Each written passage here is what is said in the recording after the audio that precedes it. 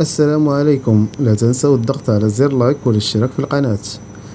يواجه المنتخب المغربي نظيره الاسكتلندي في مباريات كأس العالم 2026، حيث يواجه المنتخب المغربي نظيره الاسكتلندي في الجولة الثانية من المونديال على ملعب جيليت في مدينة بوسطن الأمريكية، وبحيث المنتخب المغربي تعادل في افتتاح المونديال بهدف لمثله ضد البرازيل، ويبحث عن تقديم نسخة أفضل من النسخة 2022 بهدف تحقيق إنجاز أكبر للكرة العربية والإفريقية.